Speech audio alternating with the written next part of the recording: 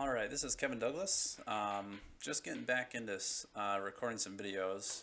So I'm practicing some vintage. I haven't played Merfolk in a little while. I'm going to go ahead and keep this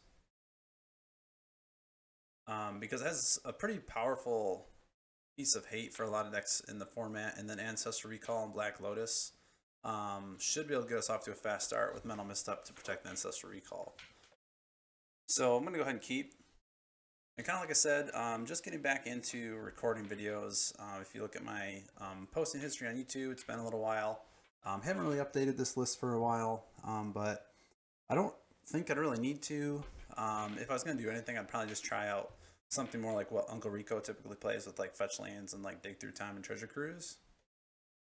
But for now, I think this is pretty good. So I think we'll run the Black Lotus out, crack it, cast Ancestral.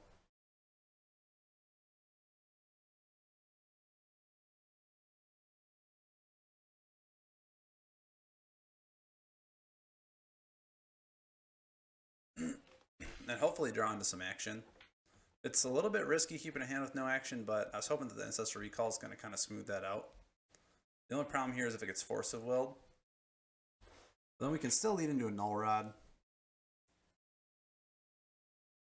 So we're just going to go ahead and pay for that with our life.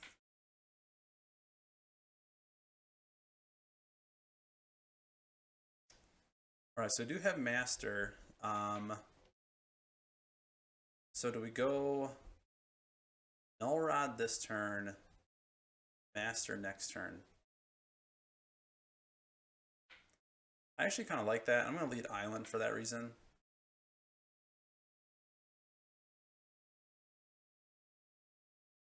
And we'll see. It kind of depends. I mean, if we're playing a deck that really cares about Null Rod, then I think this is a good call.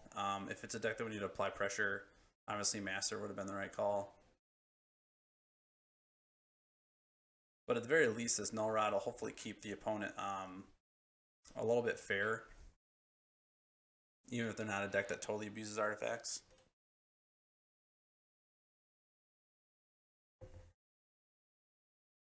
So basic Swamp is kind of interesting.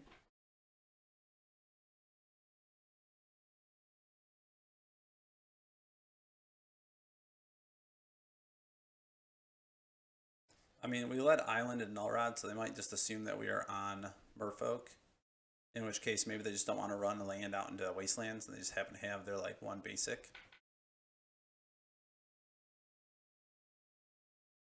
But it's been a little while since I've been in playing Vintage heavily, so trying to figure out just what decks would run basic Swamp. So this is pretty good. Because what we want to do now that we've got the Null Rod down is just start applying a lot of pressure. And 2 Lords is a good start to that.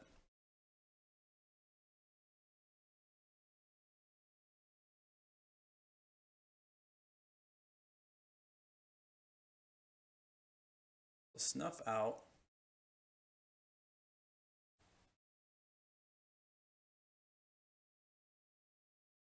So I think that's fine.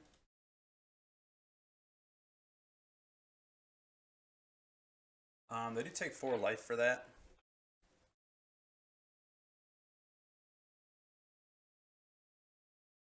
So black-white is an interesting combination for Vintage. Again, maybe it's obvious to some of the viewers, but I'm not totally sure what I'm playing right now.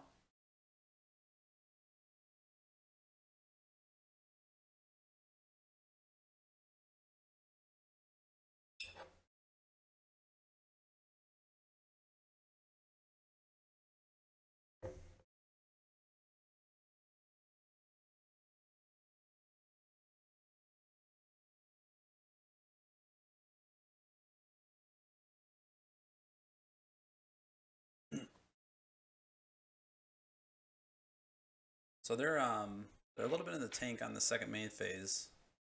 Maybe debating whether they need to leave that mana open or not.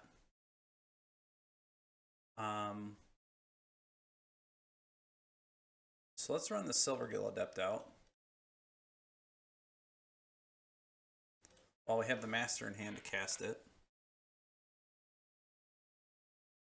Gets us a card.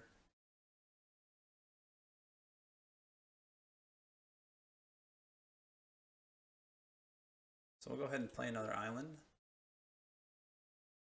Pass.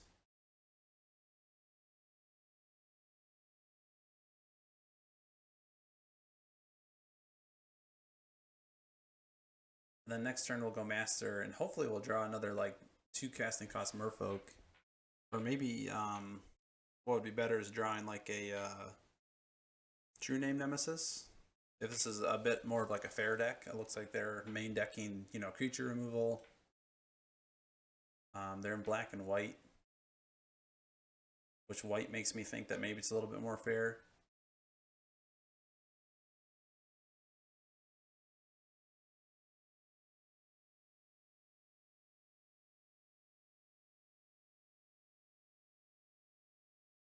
The fact they're white means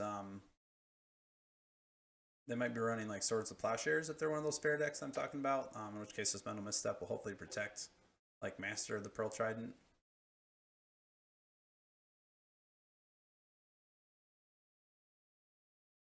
Well, it looks like they're taking some time to think here, maybe debate on whether or not they want to remove Silvergill Adept or not.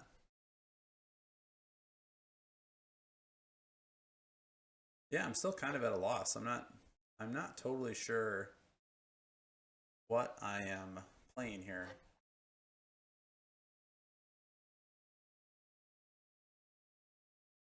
Snuff Out was a great card though.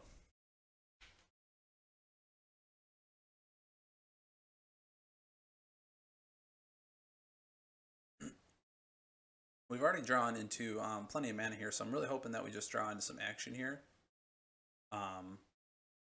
You know, I think what would be good is a couple more Silvergill Adept, or like Phantasmal Image to copy Silvergill Adept. Obviously, True Name Nemesis if they're running removal like Snuff Out, Swords to Plowshares. Just gonna message them real quick and just see if you know, everything's going okay over there.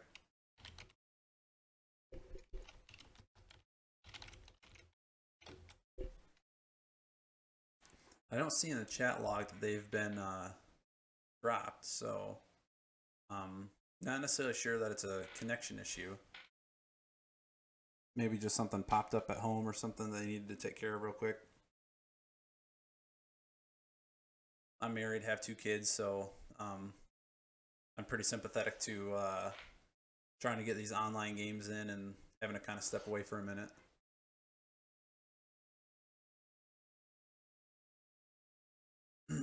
So it's one of my goals this year, 2018, to get kind of back into recording. I started recording end of 2016, into the early part of 2017. Kind of tapered off a little bit around the summer. We ended up moving to a new place, and that's kind of taken up a lot of my time. So with the new year rolling around, I figured it's time to get back into it. It's something I enjoy.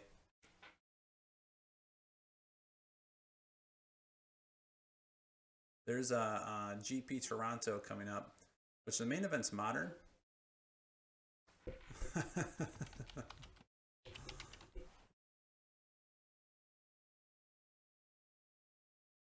Sanctum Prelate. Okay.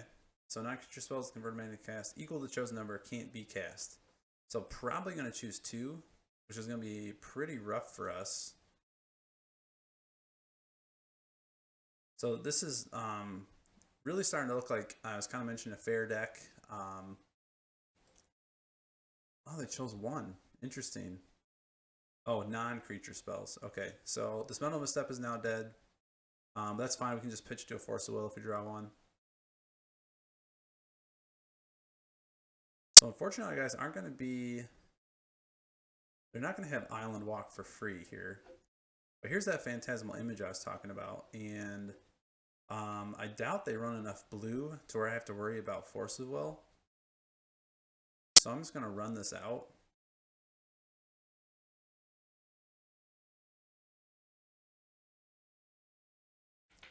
And draw another card. I think one way I can try to win here is through card advantage. And just kind of overwhelming them.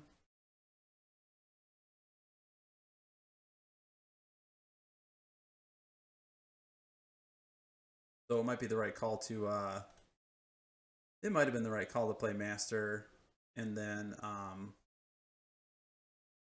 go bigger. Because actually right now I'm not really able to attack in. I kind of can.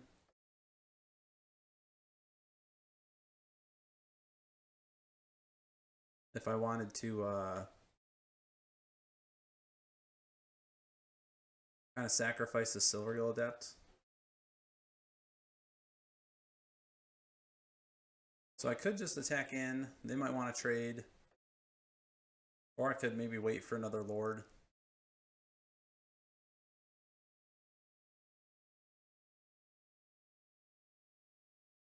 But I think right now attacking in is fine.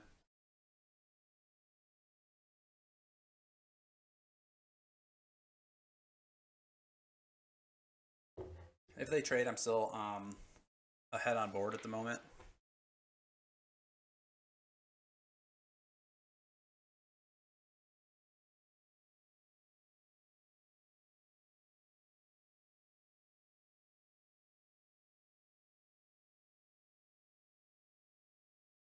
And this turns on my mental misstep again. Although, kind of like we talked about, you know, it might just end up getting pitched this Force Will, so it might not matter. I don't really run that many 1 CMC cards, so that Sanctum Prelate on 1 really wasn't hurting me. And in fact, if they're running Swords of Plowshares, then, you know, really just turned that off.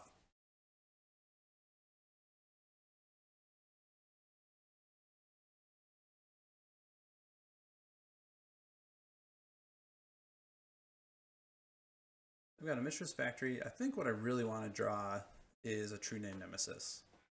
It doesn't look like they're winning fast. We're applying a little bit of pressure. True Name Nemesis that can't be removed, has protection from their blockers.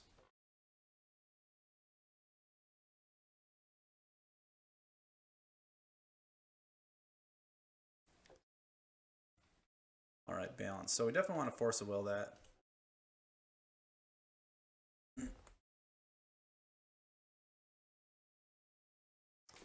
And now we got a pretty good clock going. They've got 2 cards left.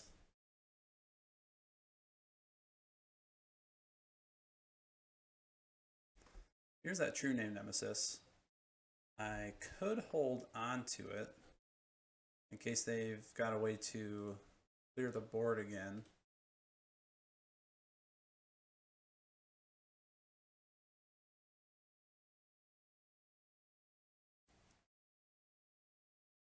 But I think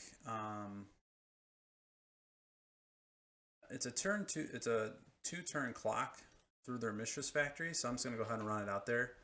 With 2 cards in hand, I think you just can't play around the possibility that they can remove, especially when they've already cast balance.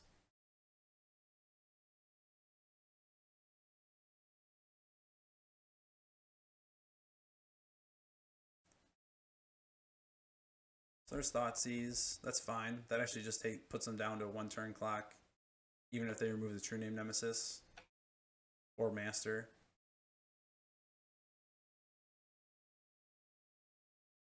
So Braid is fine. It's kind of an interesting deck. So it's like Mardu. It's like a fair Mardu deck. So I don't think I need the Null Rods. Doesn't look like they're really abusing those artifacts. Maybe they're abusing the graveyard, but I kind of doubt it. I didn't really see anything that was like Reanimator-esque or combo-esque there. So I think maybe just taking out the Null Rods for some Dismembers. Not really knowing what I'm playing is a good call. Just clear away blockers. Get in for damage. Especially since I don't have Island Walk. If I'm not evasive, I'm going to need a way to maybe like clear through those man lands or other kind of hate bears that looks like they might be casting.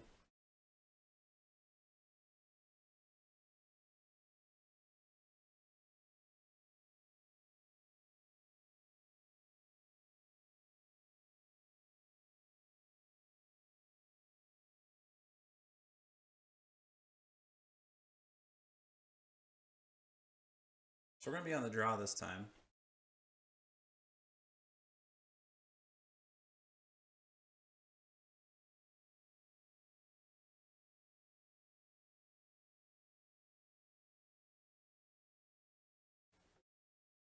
Alright, so we've got turn 1 Lord, turn 2 Wasteland, Force of Will. I think we're going to keep this. It's a fast start. We have plenty of mana. So using this Wasteland is not going to hurt us too bad. There's a Thoughtseize. I think I just hit okay there. I mean, if they take a Lord, we've got another Lord. They take the Force of Will. I'm not going to waste a Force of Will and exile a card, you know, to prevent that. Maybe they take the Mox Sapphire. Slow me down. No, so Force of Will seems good. Like a good choice for them to take. So there's another Lord. So this could just be one of those games where if they're not running any counter magic, they're really going to need to have like a balance effect or a way to clear my board, because I'm going to be running out these Lord after Lord after Lord. And even a play like that, remove my Lord of Atlantis. I mean, it stinks, but they took 4 damage to do it. They're already at 14. Now they're already down to 12. So they're doing a lot of our work for us. So I don't necessarily need all of these Lords to kind of race. You know, they've already done 8 damage to themselves before I've even had the opportunity to attack.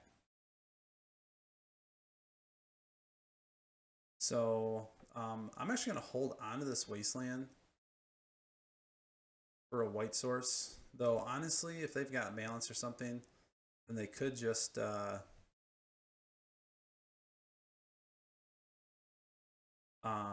you know, play the turn they play white source because they haven't put it down yet.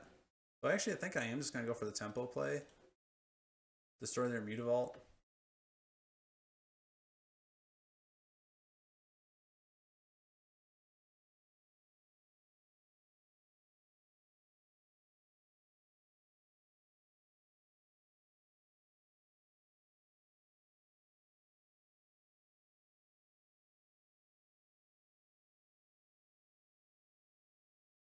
I mean, they've only got 3 cards left. They're not a blue deck, so they probably don't have any filtering.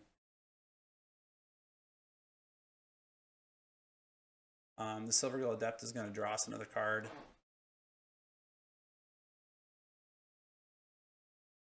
So I think things are looking pretty good.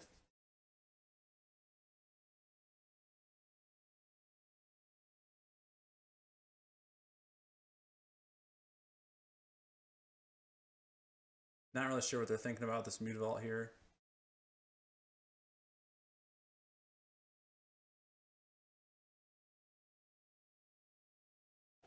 We'll reveal that master there you know about.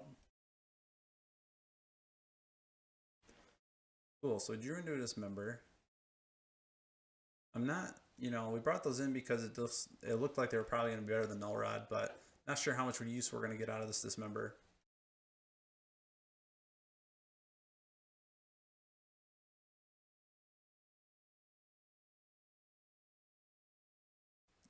So another Wasteland's actually pretty great here. I think we're just going to really be taxing their mana. So we're going to play that first. They didn't float it for like an Abrade or anything.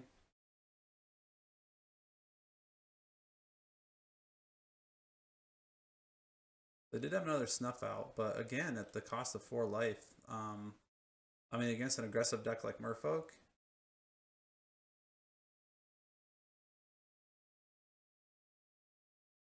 I mean, they're doing themselves a lot of damage. We haven't even touched them yet, and they're already down to 8. Makes me almost wonder if they're like a Death Shadow deck. Which would actually be pretty funny because, I mean, in that case, Dismember would not be very good. I mean, it would be just enough to kill them right now, actually. To kill a Death Shadow, I mean.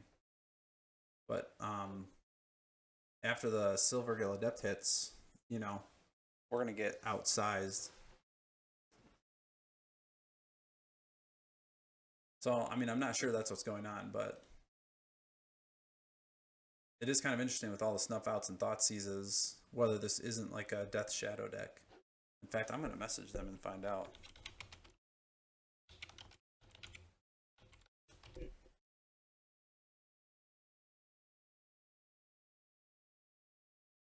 Because it just kind of seems to fit into what they're doing to themselves with all that life loss. So do a time lock. We'll go ahead and take another turn. Yeah, and it looks like we would have drawn Mental Misstep. Not super handy, but all right. So you know, not exactly a meta deck or anything. Kind of interesting. It looks like they had some pieces to kind of handle like an aggro strategy. We saw balance in game 1. A lot of Snuff Outs, a lot of Thought Seizes, pretty fair. But you know, with the counter magic we had, we were able to counter that balance game 1, and then kind of survive a bunch of Thought Seizes and removal game 2. Yeah, just kind of an interesting deck.